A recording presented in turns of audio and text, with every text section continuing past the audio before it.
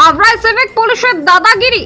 এই সিভিক পুলিশের কাণ্ড শুনলে রীতিমতো চমকে উঠবেন আপনিও। হাবড়া থানার দ্বাদস্থ গুণধর সিভিক ভলেন্টিয়ারের বৃদ্ধা বাবা মা ছেলের অত্যাচারে লিখিত অভিযোগ দায়ের হলো হাবড়া থানায়।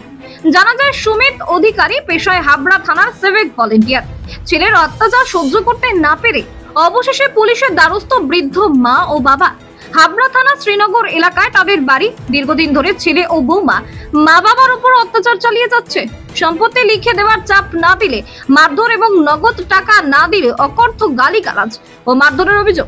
বাড়ির অশান্তি মিটিয়ে দেওয়ার জন্য দিদি বাড়িতে গেলে দিদিকেও অকথ্য ভাষায় গালিগালাজ ও হুমকি সহ্য করতে না পেরে অবশেষে হাবড়া থানার দ্বারস্থ বৃদ্ধ বাবা ও মা। এর আগে দিদি হাবড়া থানায় লিখিত অভিযোগ করলেও পুলিশ কোনো রকম ব্যবস্থা করেনি, এমনটাই অভিযোগ দিলেন পাশাপাশি সিভিক ভলেন্টিয়ারের মা আমাদের ক্যামেরার সামনে জানান, ছেলে পুলিশের নাম করে হুমকি দেয়। তার নামে কোথাও অভিযোগ করলে কোনো কাজ হবে না, যেখানে খুশি অভিযোগ জানানোর কথা।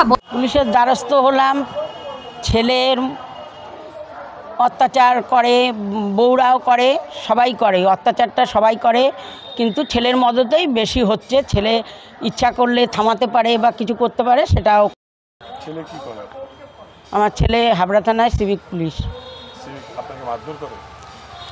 হ্যাঁ, ওরকমই। ওর বাবারে ছেলে ই করে, আর হচ্ছে বউরা আমাদেরই করতে আসে। বউরা ওর বাবারে তো মারতে পারে না, ওর বাবারে ছেলে মারতে গেছিলো, 2 দিন খেতে দেয় না। আর পুলিশের ভয় কি, ও বলে থানায় ও চাকরি করে, সেখানে ওর একটা ইয়ে আছে।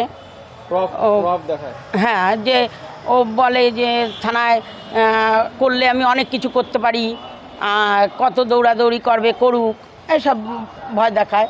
এবার থানার ভয় দেখাক, যেখানে ভয় দেখাক, সেটাই দেখায়। ওর একটা জোর আছে।